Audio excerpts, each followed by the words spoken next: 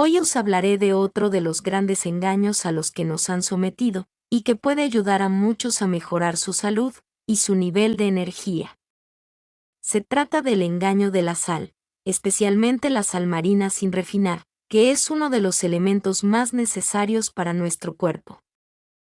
Quiero resaltar para que no me censuren el video, que esta información que os daré aquí procede del libro La sal cura de James Di Nicolantonio, un libro que me ha parecido interesantísimo. En él explica cómo durante muchísimos años se nos ha hecho creer que la sal es mala y que hay que reducir su consumo, lo cual no es así. Además, durante muchos años se ha obligado por ley a refinar la sal marina, quitándole sus valiosos minerales, y añadiendo perniciosos aditivos como el flúor. En el libro nos habla de infinidad de estudios que se hicieron para intentar demostrar que rebajar la cantidad de sal era bueno para la hipertensión. Sin embargo, en cada uno de esos estudios descubrieron que no solo no conseguían demostrar mejor salud, sino que surgieron todo tipo de enfermedades como consecuencia de disminuir la cantidad de sal. A pesar de ello, se siguió diciendo a la gente que tomasen menos sal. Durante más de 40 años, nuestros médicos, el gobierno y las principales asociaciones de salud nos han dicho que el consumo de sal aumenta la presión arterial, por lo tanto, causa hipertensión crónica. La verdad es que nunca hubo evidencia científica sólida que respaldara esta idea. Incluso en 1977, cuando los objetivos dietéticos recomendaban que los estadounidenses restringieran su consumo de sal. Un informe del Director General de Salud Pública de Estados Unidos admitió que no había evidencia de que una dieta baja en sal pudiera prevenir los aumentos de presión arterial que suelen ocurrir con la edad. Como ocurre con tantas teorías médicas antiguas, la verdadera historia era un poco más compleja. Durante un tiempo hubo un acalorado debate que se desató en la comunidad científica sobre si la sal inducía hipertensión arterial crónica o un aumento fugaz e insignificante, con defensores y escépticos de ambos bandos. De hecho, en comparación con cualquier otro nutriente, incluso el colesterol o las grasas saturadas, la sal ha sido la que ha generado mayor controversia. Y una vez que nos subimos al tren de la sal y la hipertensión, fue difícil bajar. Los gobiernos y las agencias de salud habían tomado una postura sobre la sal, y admitir que estaban equivocados les haría quedar mal. Incluso entre las personas con la presión arterial más alta, aproximadamente la mitad no se ven afectadas por la sal. Las estrictas directrices para un consumo bajo de sal se basaron en una suposición. Básicamente, apostamos a que los pequeños beneficios para la presión arterial que observamos en algunos pacientes se extenderían a grandes beneficios para toda la población. Y al arriesgarnos, pasamos por alto el punto más importante. ¿Por qué la sal puede aumentar la presión arterial en algunas personas, pero no en otras? Se ha comprobado que con una dieta baja en sal, la frecuencia cardíaca aumenta. Este efecto perjudicial se produce en casi todas las personas que restringen su consumo de sal. Aunque este efecto está documentado con mayor profundidad en la literatura médica, ningún anuncio de alimentos ni guía dietética lo indica. Una dieta baja en sal puede aumentar el riesgo de una frecuencia cardíaca elevada. ¿Y qué tiene un mayor impacto en la salud? ¿Una reducción de un punto en la presión arterial o un aumento de 4 latidos por minuto en la frecuencia cardíaca? Al combinar todos los peligros conocidos de la restricción de sal, es fácil ver que los perjuicios superan con creces cualquier posible beneficio. En otras palabras, nos hemos centrado en un solo parámetro que podría cambiar con una dieta baja en sal, la presión arterial, pero hemos ignorado por completo todos los demás efectos nocivos. Investigaciones recientes incluso sugieren que la deficiencia crónica de sal puede ser un factor en lo que los endocrinólogos llaman inanición interna. Cuando se empieza a restringir la ingesta de sal, el cuerpo entra en pánico. Uno de los mecanismos de defensa del cuerpo es aumentar los niveles de insulina, ya que esta ayuda a los riñones a retener más sodio. Desafortunadamente, los niveles altos de insulina también bloquean la energía en las células grasas. por lo que se tiene dificultad para descomponer la grasa almacenada en ácidos grasos o las proteínas almacenadas en aminoácidos para obtener energía. Cuando los niveles de insulina están elevados, el único macronutriente que se puede utilizar eficientemente para obtener energía son los carbohidratos. Entonces empiezas a desear azúcar y carbohidratos refinados como loco, porque tu cuerpo cree que los carbohidratos son tu única fuente de energía viable. Y como dice la historia, cuantos más carbohidratos refinados consumes, más tiendes a desear. Este consumo excesivo de carbohidratos procesados y alimentos ricos en azúcar prácticamente garantiza la acumulación de células grasas, el aumento de peso, la resistencia a la insulina y, finalmente, la diabetes tipo 2. Tu cuerpo te impulsa a consumir varios gramos de sal, unos 8 a 10 gramos, equivalentes a 3.000 a 4.000 miligramos de sodio, al día para mantener la homeostasis, un estado óptimo en el que sometes al cuerpo a la menor cantidad de estrés posible. Pero podrías vivir literalmente el resto de tu vida, y probablemente mucho más, si no ingirieras ni un gramo más de azúcar añadido. Somos esencialmente personas saladas. Lloramos sal, sudamos sal, y las células de nuestro cuerpo están bañadas en fluidos salados. Sin sal no podríamos vivir. Una pizca de sal puede realzar un plato insípido, realzando todos sus sabores, haciéndolo extraordinario. La sal elimina el amargor y endulza la comida, reduciendo la necesidad de azúcar. Y así como disfrutamos de la satisfacción y el sabor reconfortante que la sal aporta a nuestra comida, la sal desempeña un papel fundamental en docenas de funciones esenciales de nuestro cuerpo. La sal es necesaria para mantener la cantidad óptima de sangre en nuestro cuerpo. Incluso la necesita el corazón para bombear sangre a todo el cuerpo. La sal es esencial para la digestión, la comunicación intercelular, la formación y el fortalecimiento de los huesos, y la prevención de la deshidratación.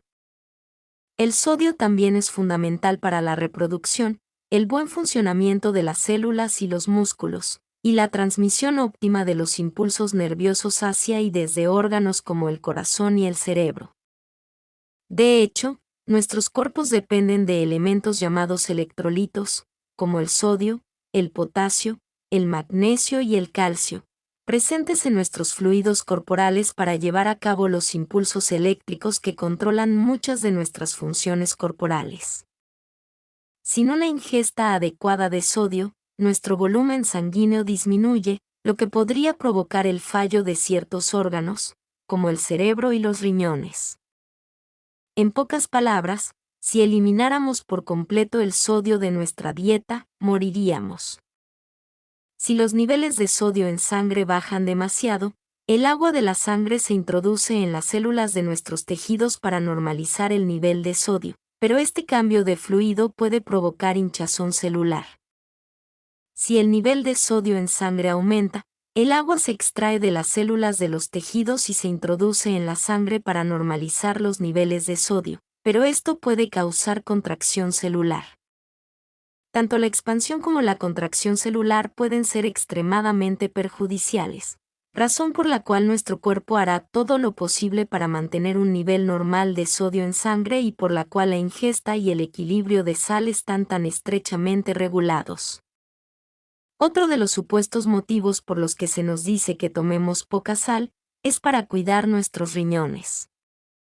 Recuerdo una vez que tuve piedras en el riñón y me recetaron una dieta pobre en sal y beber 5 litros de agua diarios. Afortunadamente no lo hice y aún estoy vivo. En promedio, nuestros riñones pueden filtrar entre 1,4 y 1,6 kilogramos de sal, 600 y 640 kilogramos de sodio, al día. Esto equivale aproximadamente a 150 veces la cantidad de sal que ingerimos al día. Para poner esto en perspectiva, la mayoría de las agencias de salud nos dicen que consumir tan solo 6 gramos de sal, alrededor de 2.300 miligramos de sodio o una cucharadita de sal, es demasiado. Sin embargo, nuestros riñones filtran esta cantidad de sal cada 5 minutos. Las recomendaciones de restricción de sal apenas tienen sentido desde un punto de vista fisiológico, pero analizar estas cifras ayuda a comprender mejor las cosas. La cantidad de sal que consumimos al día es realmente insignificante comparada con la cantidad que los riñones filtran a diario. De hecho, el estrés de nuestros riñones se debe principalmente a tener que conservar la sal y reabsorber los 1,4 y 1,6 kilogramos que filtramos a diario. De forma similar a como una dieta baja en sal agota la energía de los riñones, también le ocurre lo mismo al corazón.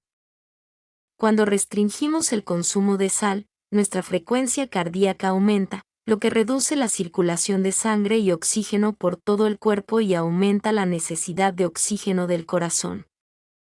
Cualquiera de estos efectos, todos producidos por una dieta baja en sal, podría aumentar nuestro riesgo de sufrir un infarto. Consumir suficiente sal es fundamental para muchas cosas. La diarrea, los vómitos y la sudoración pueden provocar un déficit de sal. Un déficit de sal puede reducir la velocidad y la resistencia, así como la termorregulación en los atletas. Consumir suficiente sal crea un equilibrio adecuado de líquidos y sodio, lo que previene la deshidratación, la presión arterial baja, los mareos, las caídas y el deterioro cognitivo. Y quizás lo más importante para el destino de la raza humana, la sal es esencial para la reproducción. Una de las propiedades más intrigantes de la sal es su importancia para muchas facetas de la reproducción, desde el deseo sexual y la procreación hasta la gestación y la lactancia. Y esta conexión se conoce al menos desde la época de los antiguos griegos. Una dieta baja en sal parece actuar como un anticonceptivo natural tanto en animales como en humanos, y tanto en machos como en hembras. Una dieta baja en sal provoca una reducción del deseo sexual, una menor probabilidad de embarazo, una reducción del tamaño de la camada, en animales, y del peso de las crías, y un aumento de la disfunción eréctil, la fatiga, los problemas de sueño y la edad fértil de las mujeres. En todos los entornos, cuando los animales presentan deficiencia de sodio, se esfuerzan por encontrar este mineral vital.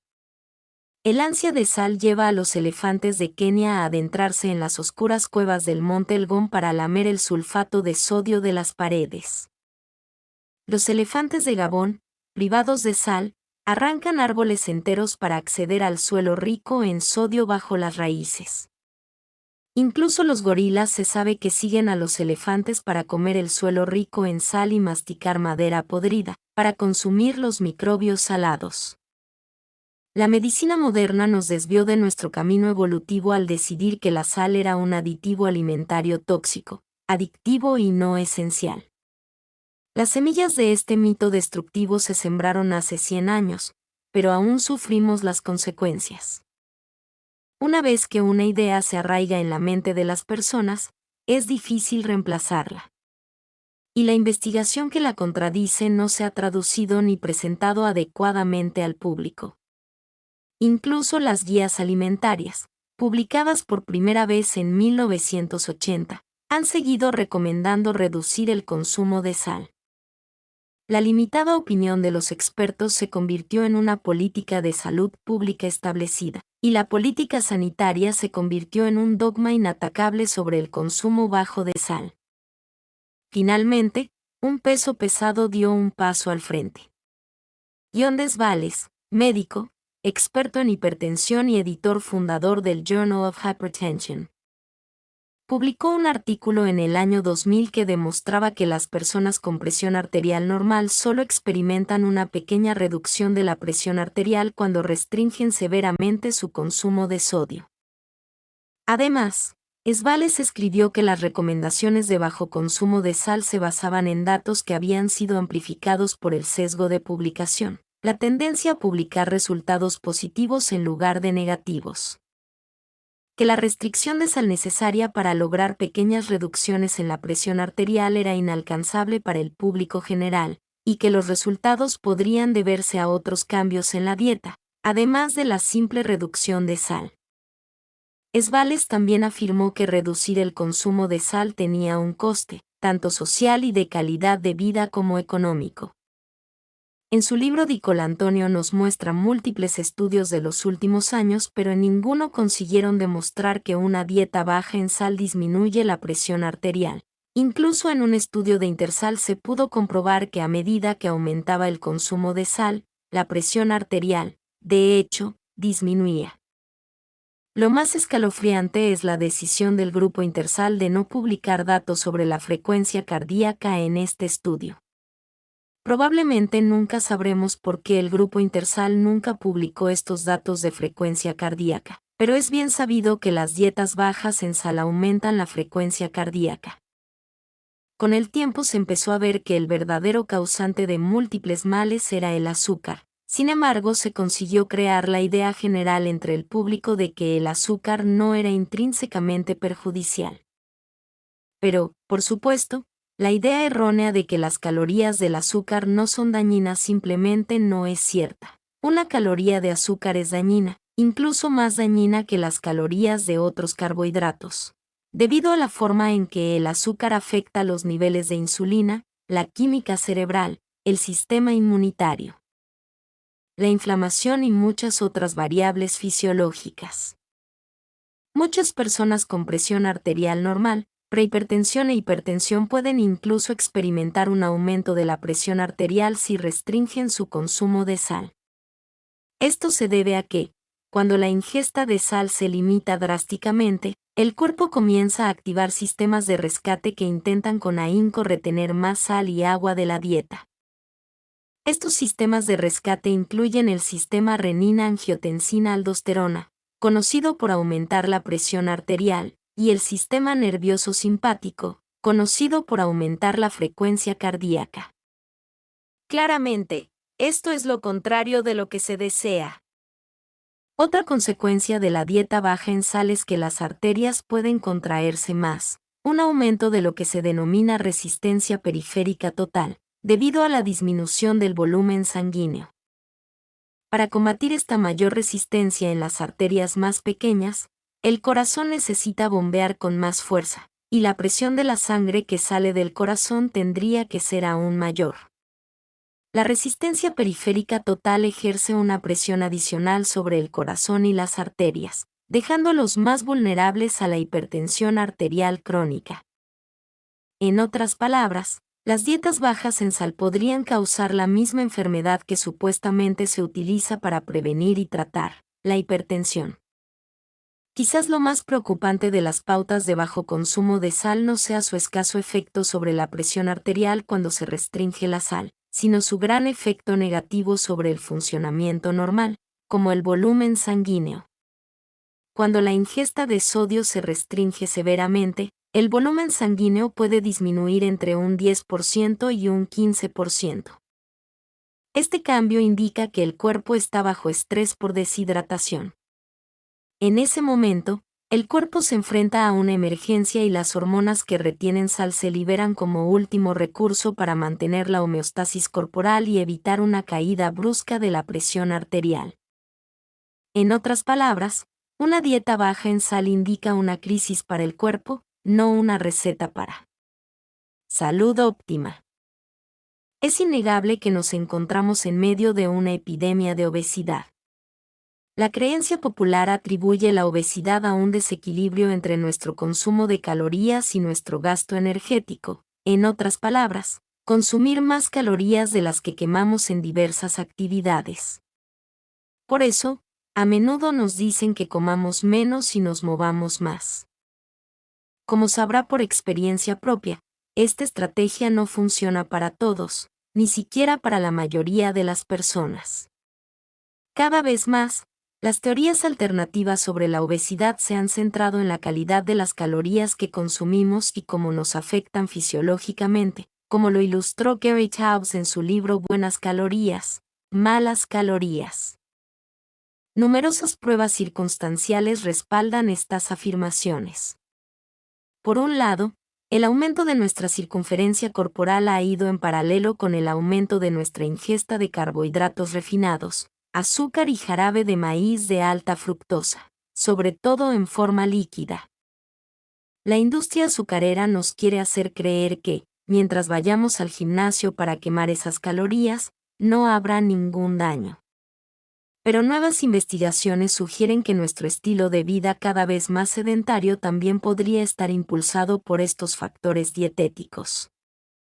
Dado que el azúcar finalmente ha recibido el reconocimiento que merece como enemigo número uno de la salud pública, no es de extrañar que desencadene una cadena interna de eventos que afecta negativamente nuestra cintura y nuestra salud. Pero lo que apenas estamos empezando a comprender es cómo un bajo consumo de sal puede producir efectos fisiológicos similares. Consumir muy poca sal puede desencadenar una desafortunada cascada de cambios que resultan en resistencia a la insulina, un aumento de los antojos de azúcar, un apetito descontrolado y lo que se ha denominado inanición interna, también conocida como semi-inanición celular oculta, lo que promueve el aumento de peso. Una persona con sobrepeso puede literalmente estar muriendo de hambre por dentro. Con la inanición interna, tus hormonas, insulina, leptina y otras, pueden estar trabajando en tu contra, básicamente secuestrando tu apetito y aumentando tu deseo de alimentos menos saludables, y al mismo tiempo corrompiendo los procesos internos que regulan el uso de grasas y proteínas para obtener energía. Es como si ya no tuvieras el control de tus hábitos alimenticios y tu cuerpo se hubiera vuelto loco a la hora de gestionar el gasto y la ingesta de energía. Cuando empiezas a restringir tu consumo de sal, tu cuerpo hará todo lo posible para retenerla. Desafortunadamente, uno de los mecanismos de defensa del cuerpo es aumentar los niveles de insulina. Esto se logra creando un estado de resistencia a la insulina. Cuando la resistencia a la insulina se activa, el cuerpo tiene menos capacidad para transportar la glucosa a las células y necesita segregar más insulina para controlar los niveles de glucosa en sangre. Además, recuerda que cuando la ingesta de sal de una persona es baja, las hormonas que compensan la retención de sal se liberan en mayor cantidad. Estas hormonas también aumentan la absorción de grasa. En esencia, en comparación con alguien que no ha reducido drásticamente su consumo de sal, una dieta baja en sal puede hacer que absorbas el doble de grasa por cada gramo que consumes. Este nivel crónicamente elevado de insulina mantiene la grasa y las proteínas almacenadas bloqueadas, impidiendo que estén disponibles para las células que las necesitan. Cuando tus niveles de insulina están elevados, el único macronutriente que puedes utilizar eficientemente para obtener energía son los carbohidratos. En efecto, los niveles altos de insulina básicamente te obligan a comer más carbohidratos porque no puedes obtener energía fácilmente de ninguna otra fuente.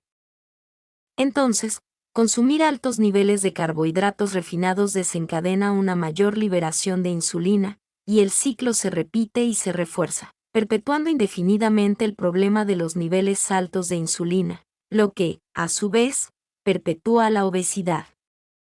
Si reduces drásticamente tu consumo de sal, también podrías desarrollar una deficiencia de yodo, ya que la sal es nuestra mejor fuente de yodo. Esto es significativo y problemático, porque el yodo es necesario para una función tiroidea adecuada. Si la función tiroidea disminuye, podrías desarrollar hipotiroidismo, una afección en la que tu tasa metabólica se ralentiza, se almacena más grasa en los órganos, se desarrolla resistencia a la insulina y se produce un aumento de peso. Otro mecanismo que puede conducir a la inanición interna.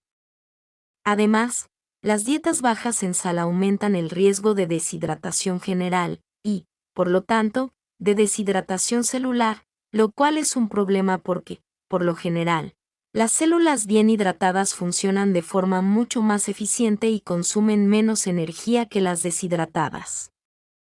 Incluso si estos cambios no provocan la acumulación de kilos de más, el resultado es el mismo. Estos cambios fisiológicos provocan que una persona presente sobrepeso metabólico u obesidad, incluso si no se refleja en una cifra más alta en la báscula ni en un índice de masa corporal en la categoría de sobrepeso u obesidad.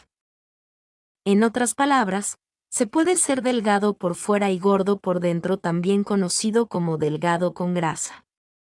Se tiene un peso corporal normal, pero se tiene una cantidad desproporcionada de grasa visceral, tejido adiposo almacenado en el abdomen, donde es más dañino. En otras palabras, se puede mantener un peso dentro del rango normal, pero aún así se podría tener una peligrosa acumulación de grasa en los órganos y alrededor de ellos, así como resistencia a la insulina y síndrome metabólico, un conjunto de afecciones como cintura ancha, niveles elevados de azúcar en sangre en ayunas, presión arterial alta, triglicéridos altos y colesterol HDL bajo, que aumentan el riesgo de desarrollar enfermedades cardíacas, diabetes y accidentes cerebrovasculares. Con la inanición interna, la resistencia a la insulina degrada el metabolismo de las grasas, lo que te incita a comer en exceso para compensar todas las calorías que se almacenan en tus células grasas. Esto puede hacerte sentir como si estuvieras muriendo de hambre por dentro, a la vez que subes de peso.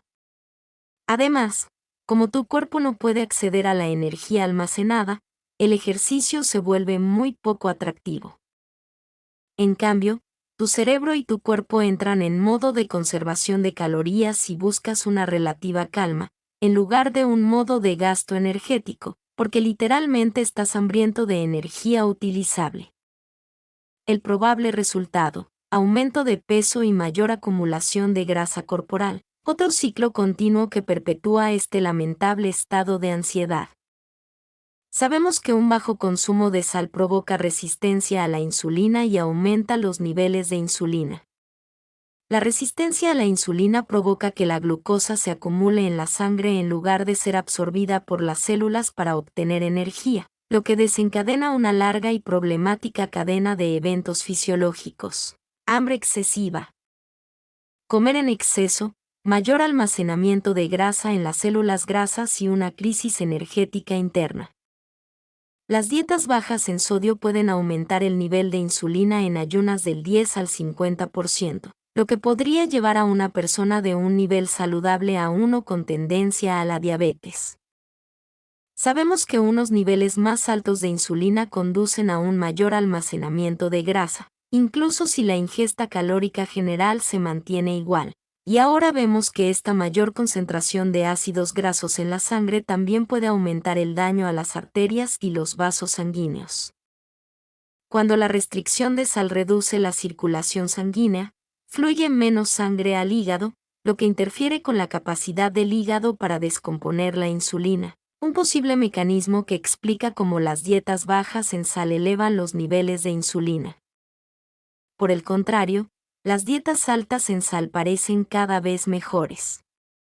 Hemos escuchado anteriormente que consumir más sal aumenta la dilatación de los vasos sanguíneos, especialmente en pacientes resistentes a la sal, un efecto que se mantiene durante al menos varios meses en estudios clínicos. Restringir el consumo de sal puede tener el efecto contrario: contraer los vasos sanguíneos y disminuir la capacidad de los músculos para absorber la glucosa, lo que puede provocar niveles altos de insulina crónica y, como ya habrás adivinado, un mayor almacenamiento de grasa. Muchos pacientes obesos comienzan sus programas de pérdida de peso intentando reducir su consumo de carbohidratos. Reducir los carbohidratos provoca que se convierta en un desperdiciador de sal, excretando más sal que con una dieta más equilibrada, especialmente al alcanzar la cetosis, cerca de 50 gramos de carbohidratos al día o menos. Por lo tanto, si va a reducir su consumo de carbohidratos, deberá aumentar su consumo de sal para compensar la pérdida adicional de sal por los riñones y ayudar a prevenir el aumento posterior de los niveles de insulina para compensar esta pérdida. Lamentablemente, la mayoría de los médicos combinan las recomendaciones para bajar de peso con las recomendaciones para reducir la sal al mismo tiempo. Pero parece que la mayoría de las personas necesitan 2 gramos adicionales de sodio al día en comparación con su consumo normal de sodio durante la primera semana de restricción de carbohidratos, y alrededor de 1 gramo adicional de sodio al día durante la segunda semana para compensar el aumento de las pérdidas de sal. Se ha descubierto que aumentar el consumo de sal, incluso por encima de lo que generalmente se considera una ingesta normal, puede ayudar a mejorar la sensibilidad a la insulina. Un ensayo clínico reveló que, en comparación con un consumo de aproximadamente 3.000 miligramos de sodio al día, quienes consumieron alrededor de 6.000 miligramos de sodio al día redujeron significativamente su respuesta a la glucosa en una prueba de tolerancia oral a la glucosa de 75 gramos. Además, los investigadores descubrieron que cuando los pacientes diabéticos siguieron la dieta alta en sodio, su respuesta a la insulina mejoró. En resumen, la resistencia a la insulina y los niveles elevados de insulina probablemente sean adaptaciones fisiológicas a la restricción de sal. La insulina ayuda a los riñones a reabsorber la sal, un mecanismo compensatorio que ayuda al cuerpo a retener más sal. El aumento de los niveles de insulina nos hace engordar y nos lleva a una situación de inanición interna más profunda. Nuestro músculo esquelético y las células grasas se vuelven resistentes a la insulina para evitar que los niveles elevados de insulina provoquen una bajada excesiva de glucosa en sangre, lo cual podría ser potencialmente mortal. Esto provoca niveles elevados de glucosa y ácidos grasos circulantes en el cuerpo, lo que daña los vasos sanguíneos y provoca que se almacene más grasa en y alrededor de nuestros órganos vitales en lugar de donde debería estar, en las células grasas. Consumir muy poca sal, en lugar de demasiada, desencadena toda esta espiral descendente innecesaria y autoalimentada. En cualquier momento, puedes empezar a revertir esta espiral descendente con más sal. Consumir suficiente sal también puede ayudarte a controlar tus antojos de azúcar y a mantener un equilibrio adecuado de líquidos en tu cuerpo, lo que contribuirá a una función metabólica adecuada. Si bien es importante aumentar el consumo de sal para prevenir la inanición interna, es aún más importante evitar el azúcar. El consumo excesivo de fructosa puede provocar la acumulación excesiva de grasa en el hígado, lo que provoca que este órgano vital se vuelva resistente a la insulina, lo que propicia una resistencia general a la insulina en todo el cuerpo. Un consumo elevado de fructosa también puede disminuir la capacidad del tejido adiposo para almacenar grasa, lo que provoca que ésta se acumule en órganos como el corazón, el páncreas y el hígado. De hecho, al consumir fructosa en exceso, se ataca al hígado con el almacenamiento de grasa desde dos direcciones diferentes. Esto es perjudicial para la salud en muchos sentidos, ya que causa inflamación crónica y estrés oxidativo, entre otros efectos perjudiciales. También puede dañar las mitocondrias, la fuente de energía de tus células, lo que provoca una disminución del ATP que, a su vez, aumenta tu hambre y te deja sin energía para hacer ejercicio. Esos altos niveles de glucosa en sangre incluso extraen agua de las células, causando deshidratación celular. El agua que fue robada de tus células y expulsada a la sangre conduce a un nivel más bajo de sal en la sangre.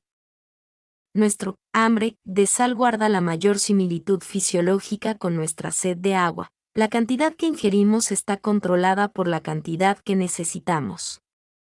En verano, bebemos más agua porque perdemos más sal con el sudor. En invierno, nuestra ingesta de agua disminuye.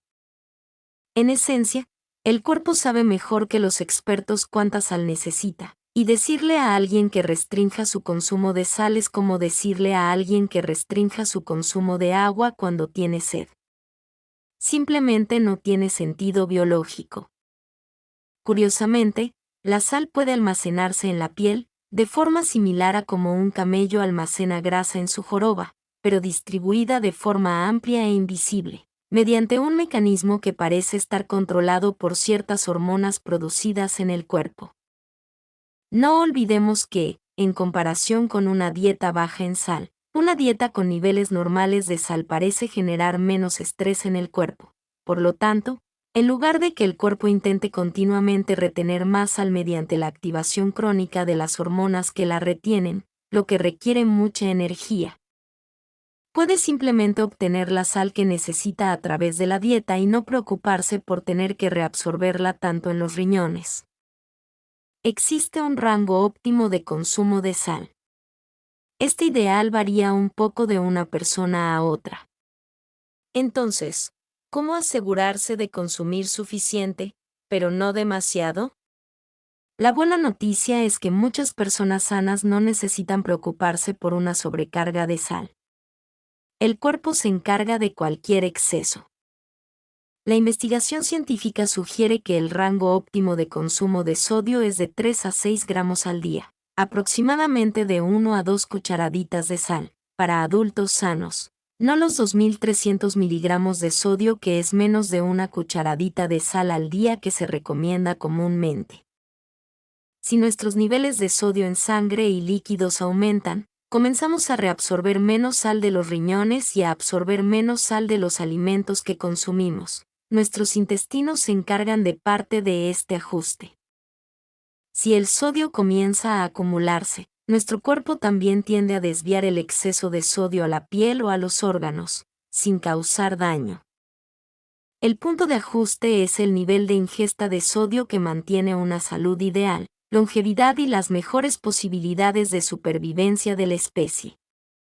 Este punto de ajuste está determinado por el cerebro y el cuerpo y, para la mayoría de nosotros, parece rondar los 3 a 4 gramos de sodio al día.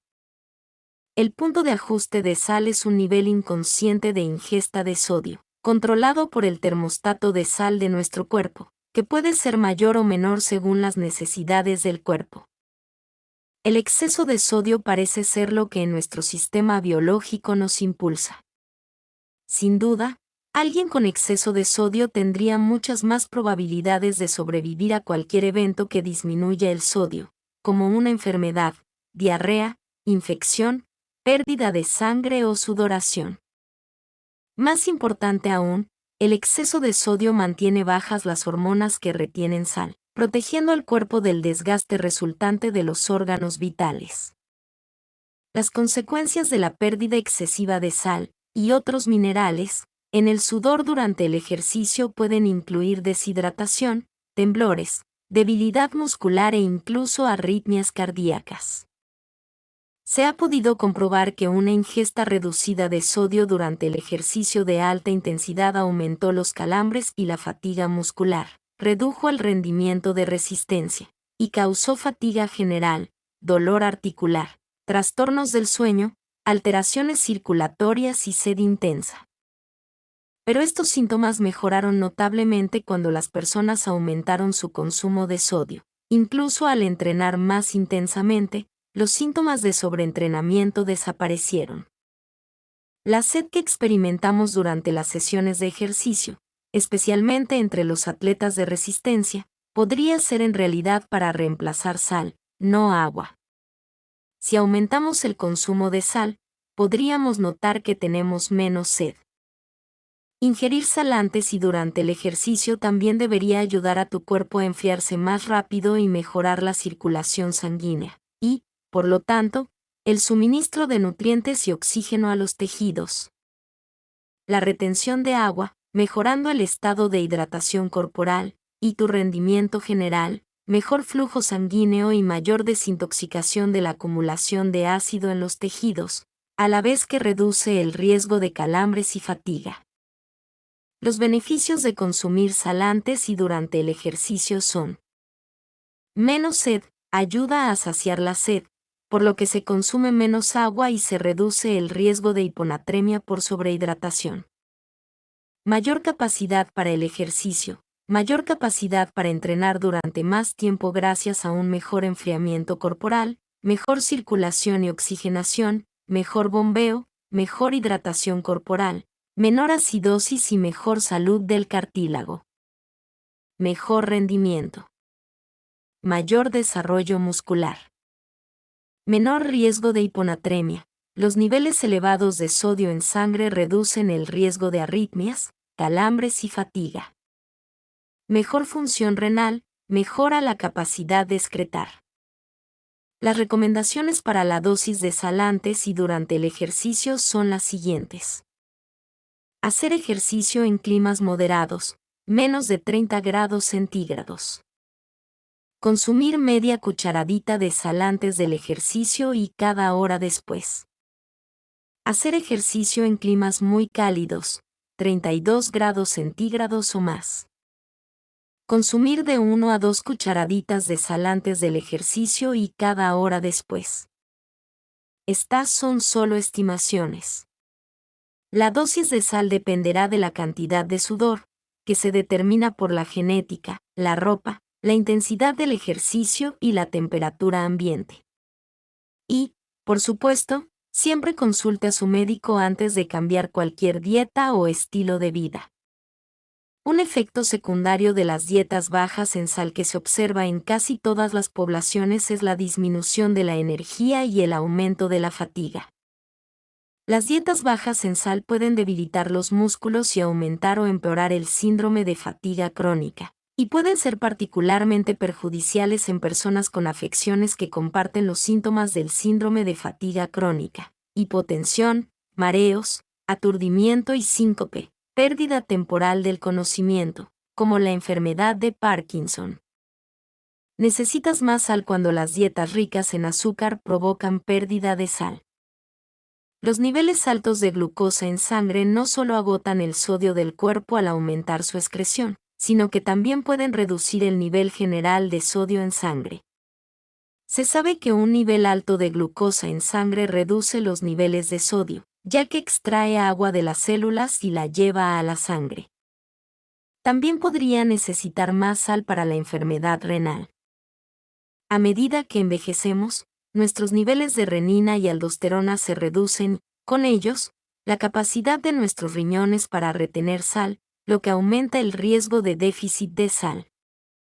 Las personas con insuficiencia renal crónica no pueden mantener un nivel óptimo de sodio en su cuerpo, incluso con una ingesta de sodio normal o promedio. Es posible que necesite más sal con dietas bajas en carbohidratos. Los pacientes que siguen dietas bajas en carbohidratos necesitarán más sal, especialmente durante las 2 primeras semanas de la dieta, en comparación con alguien con niveles más altos de insulina, alguien que consume más de 50 gramos de carbohidratos al día. Cuando los carbohidratos de la dieta se restringen a 50 gramos al día, se produce la misma excreción de sodio que durante la inanición. Es evidente que las dietas bajas en carbohidratos, así como el ayuno prolongado, pueden causar una reducción drástica del contenido corporal total de sodio y, por lo tanto, un mayor riesgo de déficit de sodio. Las pérdidas de sodio en la orina con dietas bajas en carbohidratos parecen disiparse después de aproximadamente 2 semanas, a medida que el cuerpo se adapta. Sin embargo, en comparación con una dieta anterior alta en carbohidratos. Por eso, es recomendable aumentar la ingesta de sodio al menos 1 gramo al día durante las 2 primeras semanas de una dieta baja en carbohidratos o 2 gramos al día durante la primera semana. La sal también es beneficiosa para combatir infecciones. Nuestro sistema de defensa del huésped podría estar impulsado por la sal, que podría activar otros sistemas de defensa antimicrobianos.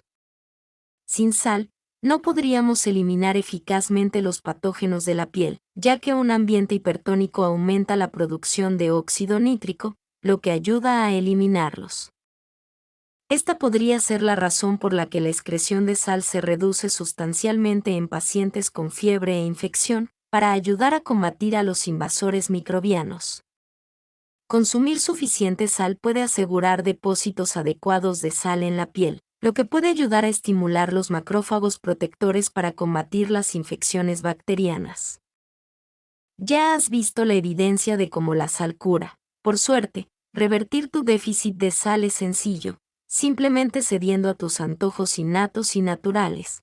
Puedes volver a la cantidad ideal de sal que tu cuerpo necesita para funcionar de forma óptima. Disfrutarás de más energía, menos infecciones, mejor rendimiento sexual y deportivo, y un metabolismo más rápido. Tu cuerpo tendrá mayor inmunidad, mejor función celular y mucho menos estrés en órganos vitales. Al mismo tiempo es imprescindible reducir la ingestión de azúcar. Consume 20 gramos de azúcar o menos al día. Intenta limitarte a no más de 20 gramos, unas 5 cucharaditas, al día de azúcares añadidos o libres, en zumos de frutas, jarabes y miel. Esto no se aplica necesariamente a la miel silvestre cruda, que contiene una gran cantidad de antioxidantes. Para eliminar el azúcar de tu dieta, lo primero que debes hacer es eliminar cualquier fuente de azúcares líquidos añadidos o libres, como refrescos, zumos de fruta, incluso zumos 100% naturales, batidos, tés helados azucarados, bebidas energéticas, bebidas deportivas, incluso las cucharaditas de azúcar que le añades al café. El azúcar líquido es el peor porque se absorbe más rápido y, por lo tanto, tiene peores consecuencias metabólicas que las fuentes sólidas. Una vez que haya eliminado las fuentes obvias de azúcar añadido, comience a evitar azúcares añadidos como el jarabe de maíz de alta fructosa y la sacarosa en otros alimentos procesados. A pesar de sus diferentes sabores, texturas y colores, el valor nutricional de la mayoría de los azúcares es bastante similar, aunque la melaza contiene trazas de calcio, hierro y potasio, y la miel es la que posee mayores propiedades antioxidantes y antibacterianas. Y aunque una cantidad de cualquier tipo de azúcar tiene la misma cantidad de calorías, las calorías de la fructosa son mucho más dañinas. La fructosa, la sacarosa o el jarabe de maíz de alta fructosa entra en la célula como un tren de carga descontrolado, saturando el sistema de regulación del azúcar en sangre y causando estrés oxidativo, inflamación, disminución del ATP, que proporciona energía para numerosos procesos bioquímicos celulares y resistencia a la insulina. Es una cascada de efectos perjudiciales. Cualquier combinación de fructosa y glucosa puede desencadenar este efecto dominó. Aprender los 60 o más nombres de los diferentes tipos de azúcar es un paso en la dirección correcta y te ayudará a evitar consumir azúcar sin darte cuenta. Aunque el azúcar que solo contiene glucosa, como la destroza o el jarabe de maíz, no es tan perjudicial para la salud como otras formas que contienen fructosa y glucosa, como el jarabe de maíz de alta fructosa, la sacarosa, el jugo de caña evaporado, el azúcar moreno e incluso la melaza. Puede provocar resistencia a la insulina y un aumento de peso no deseado. La fruta completamente madura tiene un mayor contenido de azúcar. Además, consumir azúcar con proteínas puede aumentar la saciedad y disminuir el aumento repentino de azúcar en sangre que, de lo contrario, se produciría. Una pequeña porción de chocolate negro con almendras y sal marina debería ser suficiente, ya que el chocolate negro te proporcionará el dulzor que deseas. La sal marina estimulará la liberación del neurotransmisor dopamina, que controla los centros de recompensa y placer en el cerebro, y las almendras te proporcionarán una saciedad duradera. La stevia también es una buena manera de controlar los antojos de azúcar de forma saludable y, al mismo tiempo, promover la saciedad, gracias a la proteína. La stevia es un compuesto vegetal natural que se ha consumido durante miles de años, a diferencia de los edulcorantes artificiales producidos químicamente. Evita el azúcar de los carbohidratos salados. Luego, reduce drásticamente el consumo de carbohidratos refinados como el pan blanco, el arroz blanco, la pasta blanca e incluso las verduras con almidón como las patatas blancas. Deja de consumir azúcar refinada, que es la verdadera causa de la hipertensión. La dieta mediterránea, considerada ampliamente la más saludable para el corazón, no es baja en sal. Piensa en las aceitunas, las sardinas, las anchoas, los embutidos, los quesos curados, las sopas, etc. Anímate a recuperar esos alimentos con alto contenido de sal que antes estaban prohibidos. Disfruta de frutos secos, encurtidos, chucrut, mariscos, crustáceos, remolacha, acelgas, algas y alcachofas. Todos son fuentes naturales de sodio muy nutritivas. Además, muchos de estos alimentos también son ricos en potasio, magnesio y calcio, Minerales que ayudan a regular la presión arterial. Busca fuentes alternativas de yodo. Para imitar estas cocinas ricas en sal, intenta consumir alimentos integrales que te ayuden a cubrir tus necesidades de yodo, como lácteos, huevos, mariscos, sushi, algas, arándanos y patatas poco cocidas y refrigeradas. Consulta esta página para obtener información sobre la preparación. Elige lo más natural posible, como pescado de mar en lugar de criadero, y lácteos y huevos de animales alimentados con pasto y criados en libertad.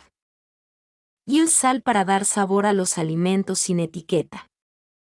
La sal es la clave para realzar el sabor de sus alimentos, permitiéndole disfrutar de comidas amargas más saludables, preparar aderezos y salsas caseras saludables, simplemente, comer más alimentos de verdad. Los alimentos integrales y reales, como frutas, verduras, frutos secos y semillas, frijoles y legumbres, y pescado, no necesitan etiquetas nutricionales, por lo que siempre es una buena idea consumir alimentos sin etiqueta. Las sales y grasas naturales pueden realzar los sabores inherentes de los alimentos integrales y hacerlos más satisfactorios. En particular, los pescados de mar que consumen algas y tienen un alto contenido de ácidos grasos omega-3 y sal, como el salmón, la caballa, el atún y las sardinas, promueven la saciedad y la pérdida de grasa. Los frutos secos, carne de res alimentada con pasto, quesos orgánicos, aceitunas, etc. Te ayudarán a sentirte más lleno y a mejorar la sensibilidad a la insulina. La sal desempeña un papel esencial en el crecimiento de bacterias buenas en ciertos alimentos, lo que puede favorecer la salud intestinal una vez consumidos. Por ejemplo, usar sal marina para fermentar alimentos como verduras ayuda a conservarlos de forma natural y a crear un entorno propicio para el desarrollo de probióticos, las bacterias beneficiosas. Utilizad siempre sal marina sin refinar. Existen muchas variedades, pero la mayoría contienen múltiples minerales. No usen la sal común, que es solo cloruro de sodio. Solo contiene 2 elementos y además le añaden aditivos nada saludables. Espero que esta información os sea muy útil y mejore vuestra salud.